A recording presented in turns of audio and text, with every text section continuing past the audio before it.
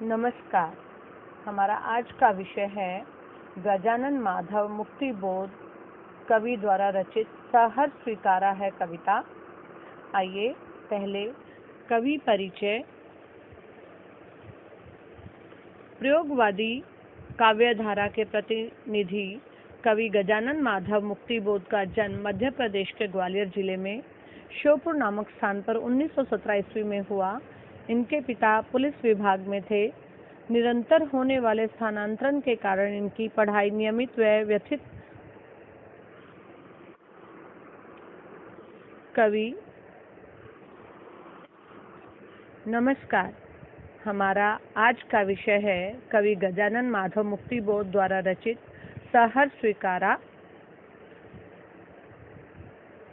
कवि का परिचय है। कवि गजानन माधव मुक्ति बोध का जन्म मध्य प्रदेश के ग्वालियर जिले के श्योपुर नामक स्थान पर 1917 ईस्वी में हुआ था। इनके पिता पुलिस विभाग में थे। निरंतर होने वाले स्थानांतरण के कारण इनकी पढ़ाई नियमित रूप से नहीं हो पा रही थी। 1954 ईस्वी में इन्होंने नागपुर विश्वविद्यालय से एमए हिंदी करने के बाद राजनाथ गांव के डिग्री कॉलेज में अध्यापन कार्य आरंभ किया। मुक्ति बोध को जीवन पर्यंत संघर्ष करना पड़ा और संघर्षशीलता ने इन्हें चिंतनशील बना दिया। 1964 ईस्वी में यह महान चिंतक इस संसार से चल बसा। इनकी प्रमुख रचनाएं हैं चांद का मुंह टेढ़ा है, भूरी भूरी खाक धूल। कथा साहित्य में इनकी कथाएं हैं काठ का सपना, विपात्र, सतह से उठता आदमी। आइए कविता की व्याख्या की ओर बढ़ते हैं।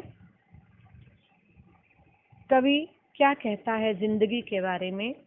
जिंदगी में जो कुछ है, जो भी है, सहर्ष स्वीकारा है। इसलिए जो कुछ भी मेरा है वह तुम्हें प्यारा है। गर्बीली गरीबी यह है, ये गंभीर अनुभव सब, ये विचार वैभव सब, ये दृढ़ता भीतर की सरिता, ये अभिनव सब मौलिक है, मौलिक है। इसलिए कि पल पल में जो कुछ भी जागृत है, अपलक है, संवेदन तुम्हारा है। इन पंक्तियों में कवि कहता है कि मेरी जिंदगी में जो कुछ भी है, जैसा भी है, उसे मैंने बहुत खुशी से स्वीकार किया है। इसलिए मेरा जो कुछ भी है वह मेरी माँ को अच्छा लगता है। मेरी स्वाभिमान युक्त गरीबी, जीवन में गंभीर अनुभव, विचारों का वैभव, व्यक्तित्व की दृढ़ता, मन में बहती हुई भावनाओं की नदी, ये सब मौलिक हैं, नए हैं। इन मौलिकता के कारण मेरे जीवन में हर क्षण जो भी घटता है, उपलब्धि है, वह सब तुम्हारी प्रेरणा से ही हुआ है। इसमें प्रमुख है संबोधन शैली है, मौलिक शब्द की आवृत्ति है, सहर्ष स्वीकारा, गर्बीली गरीबी में अनुप्रास अलंकार है, खड़ी बोली है। अगली पंक्तियों में कवि कहता है जाने क्या रिश्ता है, जाने क्या नाता है, जितना भी उड़ेलता हूँ भर भर फिर आता है। दिल में क्या झरना है, मीठे पानी का सोता है, भीतर वह ऊपर तुम, मुस्काता चांद जो धरती पर रात भर, मुझ पर ज्यों तुम्हारा ही खिलता वह चेहरा है। इन पंक्तियों में कवि कहता है कि मुझे नहीं पता कि तुम्हारे साथ मेरा कौन सा ऐसा संबंध है, ना जाने कौन सा ऐसा नाता है कि मैं अपने भीतर समाये हुए तुम्हारे स्नेह रूपी जल को जितना भी बाहर निकालता हूँ, फिर वह चारों ओर से सिमट कर चला आता है और मेरे हृदय में भर जाता है। ऐसा लगता है मानो दिल में कोई झरना है, मीठे पानी का झरना है, जो मेरे अंतर मन को तृप्त करता रहता है। इधर मन में प्रेम है, उधर तुम्हारा चांद जैसा मुस्कुराता हुआ चेहरा अद्भुत सौंदर्य के प्रकाश से मुझे नहलाता है। कवि का आंतरिक और बाह्य जगत दोनों से उसी स्नेह से युक्त स्वरूप से संचालित होता रहता है। आगे कवि कहता है सचमुच मुझे दंड दो कि मैं भूलूं तुम्हें भूल जाने की दक्षिणी ध्रुवी अंधकार अमावस्या, शरीर पर चेहरे पर अंतर में पालू मैं, झेलू मैं उसी में नहालू मैं, इसलिए कि तुमसे ही परिवेष्टित आच्छादित रहने का रमणीय यह उजेला अब सहा नहीं जाता है, नहीं सहा जाता है। ममता के बादल की मंडराती कोमलता भीतर पिराती है, कमजोर और अक्षम हो गई अब यह आत्मा, छटपटाती छाती को भवितव्यता डराती है, बहलाती सहलाती आत्मीयता बर्दाश्त नहीं होती है।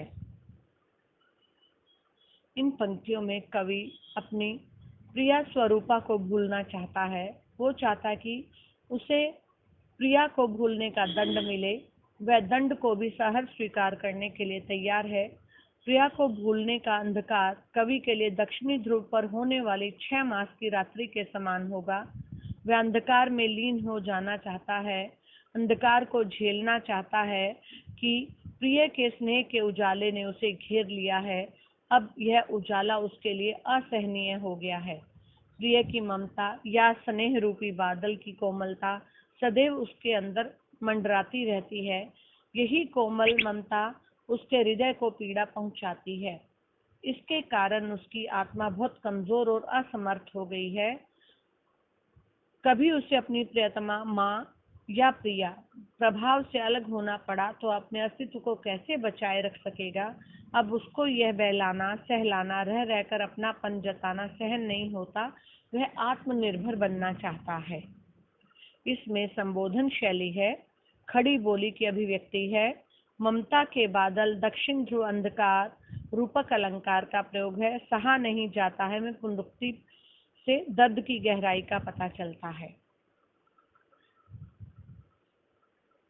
सचमुच दंड दो कि हो जाऊं पाताली अंधेरे की गुहाओं में विवरों में, धुएं के बादलों में बिल्कुल मैं लापता, लापता कि वहां भी तुम्हारा ही सहारा है। इसलिए जो कुछ भी मेरा है या मेरा जो होता सा लगता है, होता सा संभव है, सभी वह तुम्हारे ही कारण के कार्यों का घेरा है, कार्यों का वैभव है। अब तक तो जिंदगी में जो कुछ था, जो कुछ है, सहर्ष स्वीकारा है। इसलिए जो कुछ भी मेरा है वह तुम्हें प्यारा है। अब इन पंक्तियों में कवि अपनी प्रियतमा के स्नेह से दूर होना चाहता है।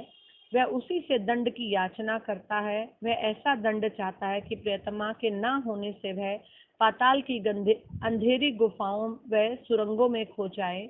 ऐसी जगहों पर स्वयं का अस्तित्व भी अनुभव नहीं होता। वह धुएं के बादलों के समान अंधकार में लापता हो जाए, जो उसे ना होने स्वयं का अस्तित्व भी अनुभव नहीं होता। ऐसी जगहों पर अपने सबसे अधिक प्रिय स्त्री का ही सहारा होता है। उसके जीवन में जो कुछ भी है, उसे जो कुछ अपना लगता है, वह सब उसके कारण है। उसकी सत्ता, उसकी स्थितियां, भविष्य की उन्नति या अवनति सभी प्रियतमा के कारण है। कवि का हर्ष, विषाद, उन्नति, अवनति सभी उससे संबंधित है। कवि ने हर सुख दुख, सफलता असफलता को प्रसन्नता पूर्वक इसलिए स्वीकार किया क्योंकि प्रियतमा ने उसको अपना माना। वे कवि के जीवन से पूरी तरह से जुड़ी हुई हैं। धन्यवाद। उम्मीद है कि आपको ये कविता बहुत अच्छे से समझ आई होगी। आपका दिन मंगलमय हो।